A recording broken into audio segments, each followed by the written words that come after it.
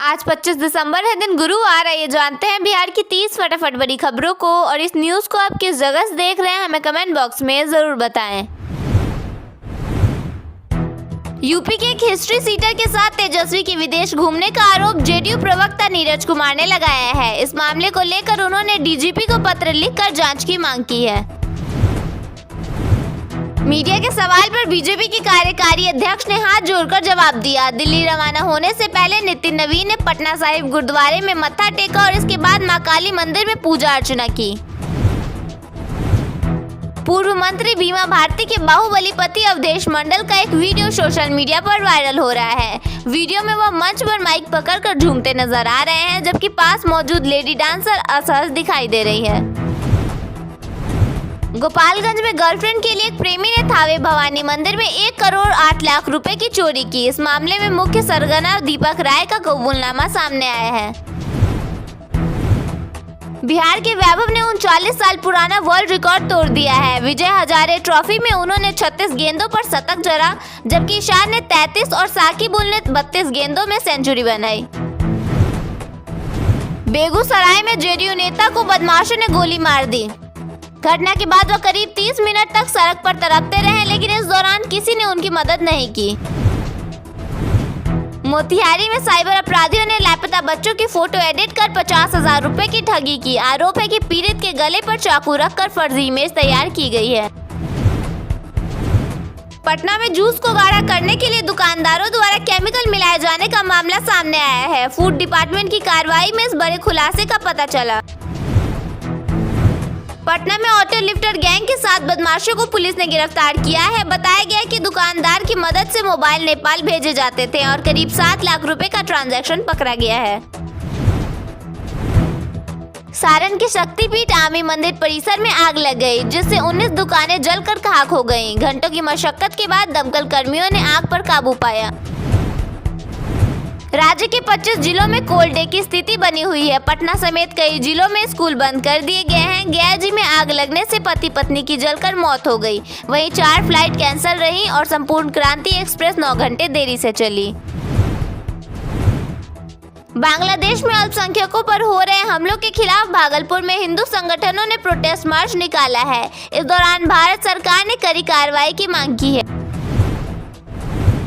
पति की प्रेमिका से बदला लेने के लिए पत्नी ने एक ब्यूटिशियन पर एसिड अटैक करवाया। महिला ने कहा कि वह 2 सालों से परेशान थी और वह महिला उसके पति को छोड़ ही नहीं रही थी। मोतिहारी में खरगोश का मांस बताकर कुत्ते का मीट 1000 रुपए प्रति किलो बेचे जाने का मामला सामने आया है। खुलासा होने पर आरोपी ने कहा कि दारू के लिए पैसे नहीं थे, इसलिए उसने ऐसा किया। मौसम विभाग ने बिहार के सभी 38 जिलों में शीतलहर का अलर्ट जारी किया है। 9 डिग्री सेल्सियस के साथ भागलपुर सबसे ठंडा रहा। पटना जिले में वर्षों से किराए के मकानों, सरकारी कमरों और अस्थायी झोपड़ियों में चल रहे आंगनबाड़ी केंद्रों की तस्वीर बदलने वाली है। जिले के 7 अंचलों में 27 आंगनबाड़ी केंद्रों के लिए पक्के स्थायी भवन बनाए जाएंगे। इस परियोजना में नाबार्ड सहयोग करेगा और सभी चयनित केंद्रों के लिए जमीन भी उपलब्ध करा दी गई है। पटना के डीएम डॉक्टर त्यागराजन एसएम ने राशन कार्ड को लेकर बड़ा आदेश दिया है। उन्होंने कहा, राशन कार्ड के लंबित 13,638 आवेदनों का निपटारा कर कैंप में बांटे जाएंगे। साथ ही अधिकारियों को भी यह सुनिश्चित करने के लिए कहा गया है कि सभी नए राशन कार्डधारियों को अनाज समय से मिले।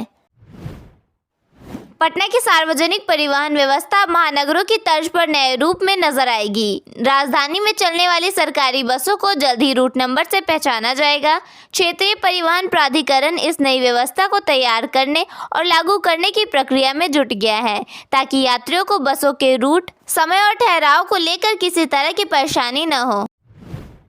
सरकारी राशन दुकानों पर जनवरी 2026 से अगले आदेश तक चावल और गेहूं का वितरण 2:3 के अनुपात में किया जाएगा। इसके तहत अंत्योदय या गरीब परिवारों को मिलने वाले कुल 35 किलो खाद्यान्न में 14 किलो गेहूं और 21 किलो चावल दिया जाएगा। पहले यह वितरण 1:4 के अनुपात में होता था, जिसमें 7 किलो गेहूं और 27 किलो चावल मिलते थे। राजधानी पटना के निवासियों के लिए प्रॉपर्टी टैक्स और कचरा शुल्क जमा करने की व्यवस्था में एक बड़ा बदलाव होने जा रहा है। अब आपके घर नगर निगम के कर्मचारी नहीं, बल्कि एक निजी एजेंसी के प्रतिनिधि टैक्स वसूलने पहुंचेंगे।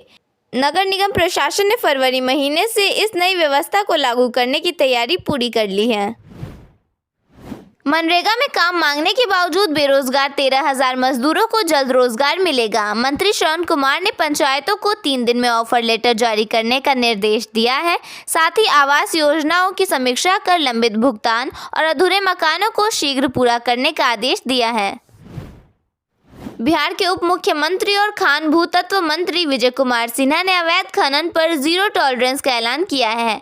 दरभंगा के खान निरीक्षण निलंबित किए गए। सभी जिलों को राजस्व लक्ष्य पूरा करने के निर्देश। ईंट भट्टों और बालू घाट कर्मियों को पहचान पत्र, सीसीटीवी और पुलिस तैनाती की योजना बनाई गई। अब सड़क पर गड्ढा दिखा तो सिर्फ झुंझलाइए नहीं, मोबाइल निकालिए, तस्वीर खींचिए और सीधे विभाग तक पहुंचाइए। ग्रामीण कार्य विभाग ने प्रधानमंत्री ग्राम सड़क योजना के तहत बनने वाली सड़कों की निगरानी की कमान अब सीधे जनता के हाथों में सौंप दी है। मुजफ्फरपुर जिले में इंडस्ट्रियल इन्वेस्टमेंट के लिए सही वातावरण तैयार करने और अंडर कंस्ट्रक्शन प्रोजेक्ट्स को रफ्तार देने के उद्देश्य से डीएम सुब्रत कुमार सेन ने मोतीपुर औद्योगिक क्षेत्र का निरीक्षण किया। इस दौरान उन्होंने मेगा फूड पार्क, दामोदरपुर और महावल लेदर पार्क का भ्रमण कर विकास कार्यों की जमीनी हकीकत जानी।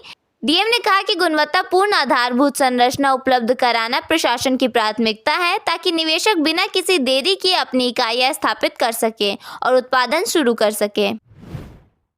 बिहार की पूर्ण शराबबंदी नीति के बीच केंद्रीय मंत्री और हिंदुस्तानी अवाम मोर्चा के संरक्षक जीतन राम मांझी का एक बयान सियासी और सामाजिक गलियारों में चर्चा का केंद्र बन गया है। उन्होंने खुले मन से लिमिट में शराब पीने की बात कही, जिसके बाद बयान की व्याख्या और मंशा को लेकर बहस तेज हो गई है। बिहार को क्राइम फ्री बनाने के लिए कई तरह के कदम उठाए जा रहे हैं। इसी क्रम में बिहार पुलिस अब नए लक्ष्य को पूरा करने में जुटने वाली है। दरअसल किसी भी वारदात का खुलासा 48 घंटे के अंदर ही कर लेने का लक्ष्य तय किया गया है।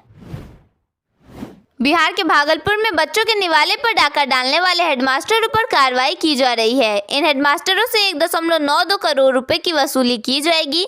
यह कार्रवाई सरकारी धन के दुरुपयोग के चलते की जा रही है, जिससे शिक्षा विभाग में हड़कंप मच गया है। पटना में जक्कनपुर थाने की पुलिस ने ऑटो लिफ्टर गैंग के 7 साथीरों को पकड़ा है। पहली 2 गिरफ्तारी मीठापुर बाईपास से हुई। इनकी निशानदेही पर 2 नाबालिग भी कल पकड़े गए। आज खुलासा हुआ है कि ये लूट की मोबाइल को दुकान के माध्यम से नेपाल में बेचते थे। वहां से अब तक 7 लाख रुपए का भुगतान हो चुका है। क्रिकेटर वैभव सूर्यवंशी ने विजय हजारे ट्रॉफी में बिहार की तरफ से खेलते हुए धुआंधार शतक जड़ा है। वैभव ने अपनी पारी में 16 चौके और 15 छक्के लगाए और 84 बॉल पर 190 रन बनाए। उनकी इसी पारी की बदौलत बिहार की टीम अरुणाचल प्रदेश के खिलाफ इस मैच में मजबूत स्थिति में पहुंच गई है। रांची में खेले जा रहे इस मैच में बिहार ने टॉस जीतकर पहले बल्लेबाजी करने का फैसला किया। बिहार ने 50 ओवरों में 6 विकेट पर 574 रन बनाए।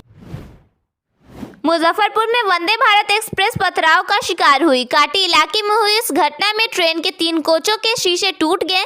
पुलिस ने 3 नाबालिगों को हिरासत में लिया है।